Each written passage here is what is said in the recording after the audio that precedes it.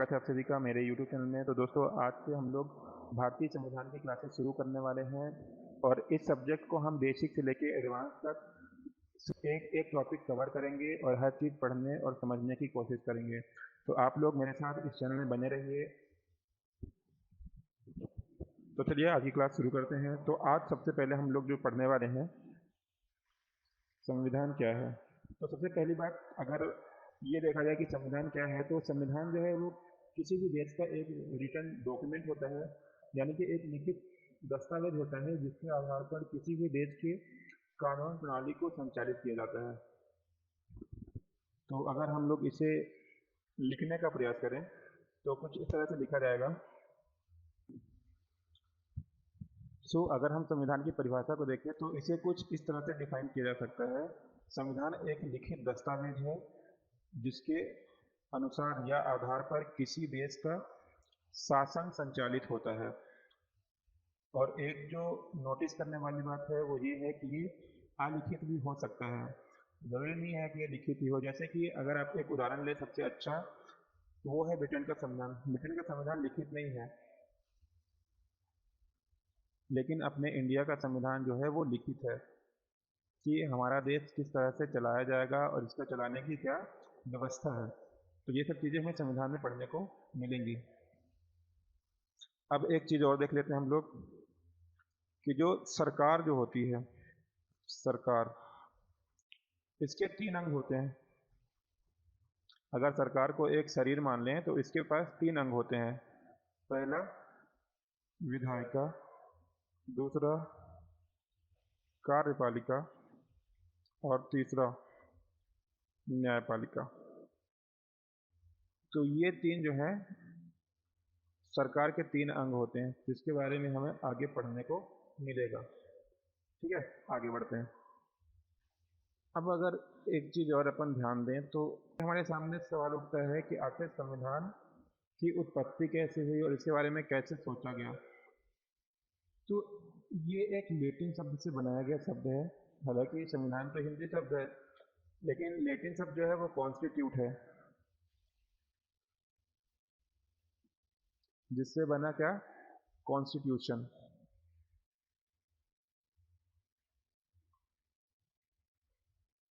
और इसी का हिंदी स्वरूप जो है वो है संविधान। तो लैटिन वर्ड कॉन्स्टिट्यूट से बना कॉन्स्टिट्यूशन, जिसे हम संविधान कहते हैं। इसका मतलब क्या होता है कॉन्स्टिट्यूशन का? कॉन्स्टिट्यूशन का मतलब होता है कलेक्शन ऑफ रूल्स। अगर हिंदी में बोले, कानून का संग्रह या समूह, कानून का समूह, इसका हिंदी मीनिंग हो जाएगा। ओके, आगे बढ़ें। अब कुछ फैक्ट्स अपन देख लेते हैं। तो अगर सबसे पहली चीज देखा जाए कि विश्व का सबसे पुराना संविधान कौन सा है या किस देश का है, तो वो हो जाएगा यूएसए का। और इसका निर्माण हुआ था 17 सितंबर 1787। 17 सितंबर 1787 को पहली बार संविधान बनाया गया था, और वो बनाया गया था अमेरिका यानी कि यूएसए में। ओके, इसके बाद इसमें जो एक और चीज़ याद रखने वाली है वो ये है कि इस संविधान का निर्माण जो हुआ था वो फिलाडेल्फिया सम्मेलन में हुआ था। फिलाडेल्फिया यूएसए में एक जगह है जहाँ पे सम्मेलन आयोजित करके संविधान बनाया गया था। ठीक है, तो इस दिन क्या था, कानून बनाया गया था। और लागू कब से हुआ था? जो लागू की डेट है वो है 21 जून 1788।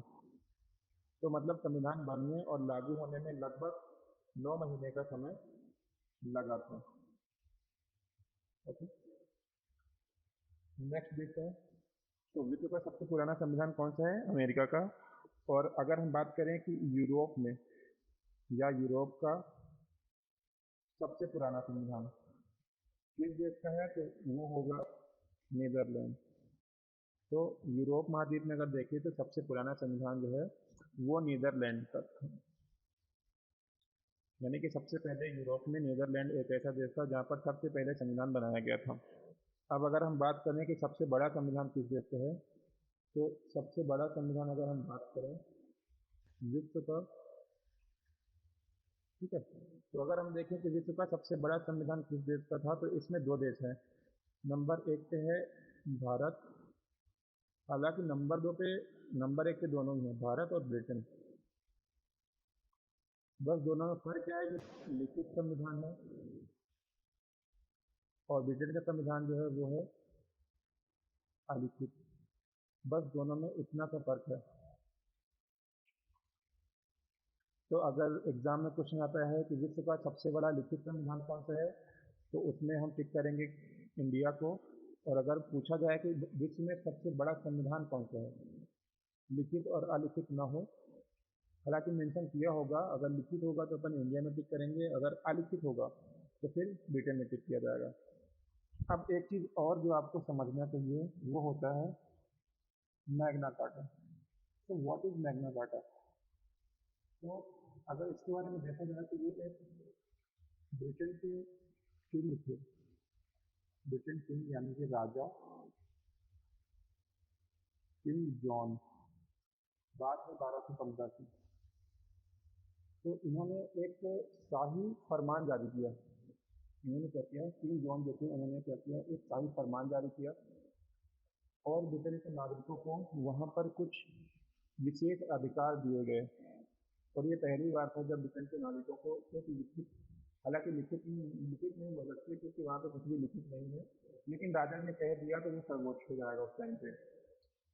तो राजा ने उन्हें एक इस तरह से विशेष अधिकार दिए, या ऐसा कहिए कि मौलिक अधिकार दिए, और इन्हीं को कहा जाता है मैग्ना कार्टा। तो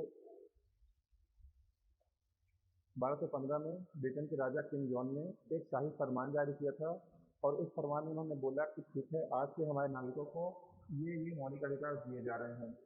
तो मैग्ना कार्टा जो था, ओरिजिन जो था वो यहीं से हुआ था। सबसे पहले मैग्ना कार्टा यहीं से बताया गया था ब्रिटेन के राजा द्वारा 1215 में।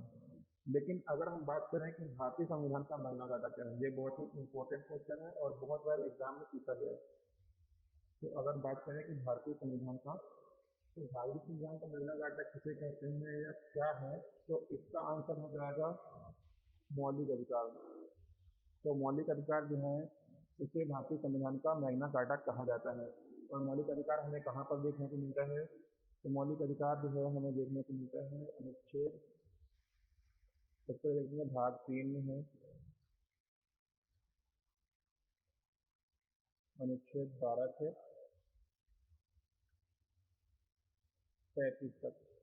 तो अनुच्छेद 12 से 35 तक हमें मौलिक अधिकार देखने को मिलते हैं, जो कि हम आगे पढ़ेंगे और उसमें आपको बताया जाएगा कौन सा मौलिक अधिकार क्या क्या अधिकार हमें प्रदान करता है। ठीक है, तो अगर एग्जाम में क्वेश्चन पूछा जाए कि भारतीय संविधान का मैग्ना कार्टा किसे कहते हैं, तो इसका जवाब होगा मौलिक अधिकार, जिसका उल्लेख भारतीय संविधान में भाग 3 में किया गया है और अनुच्छेद 12 से 35 तक पाया जाता है।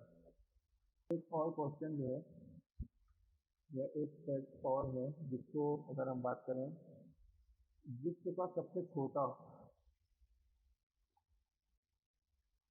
विश्व का सबसे छोटा और सबसे बड़ा लोकतंत्र कौन सा है? तो अगर हम बात करें सबसे छोटे लोकतंत्र की,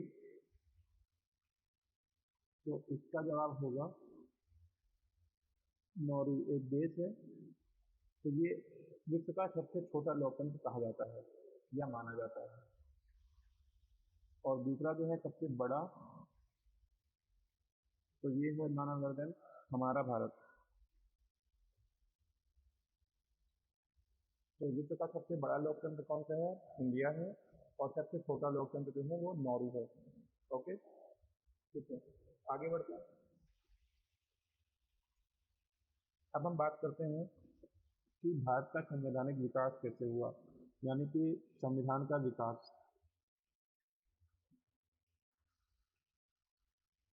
भारतीय संविधान का विकास, ठीक है, तो इसको हम दो चरणों में पढ़ेंगे, नंबर 1, नंबर 2।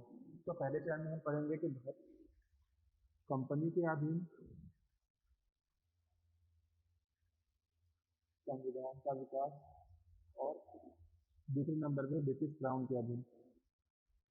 कंपनी के अधीन संविधान का विकास और ब्रिटिश क्राउन के अधीन संविधान का विकास। तो इन दो चरणों में हम पढ़ेंगे कि संविधान का विकास कैसे हुआ।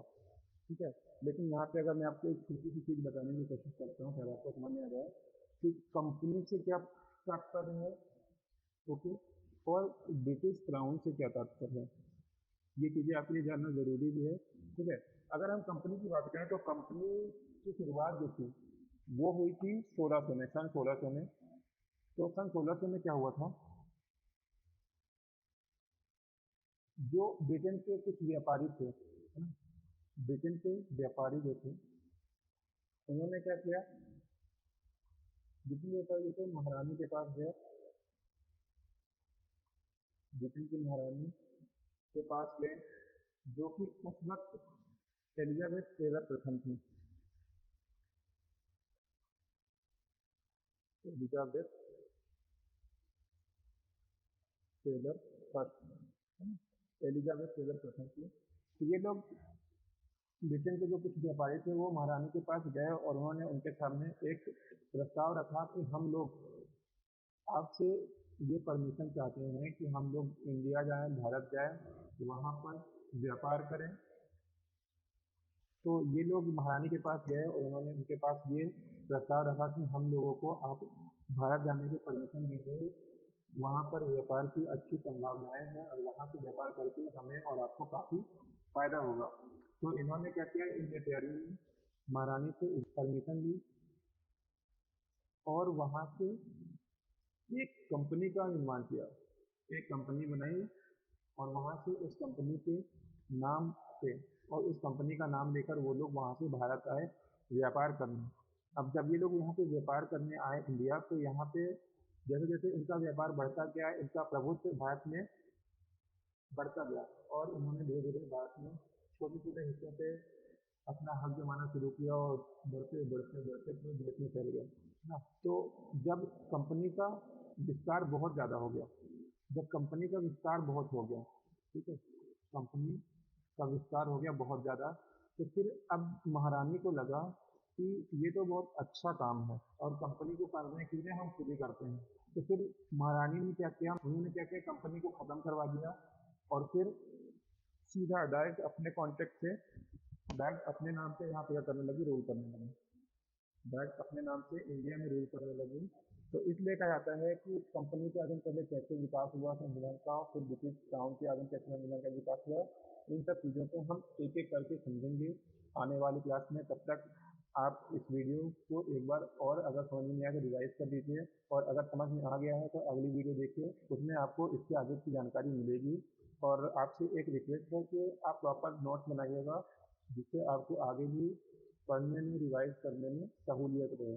तो इससे आपका फ़ायदा होगा और आपको बेहतर पता है आपको कैसे क्या करना है। तो मैं बस एडवाइस दे रहा हूँ, बाकी आपकी मर्ज़ी है, आप जैसा चाहें वैसा कर सकते हैं।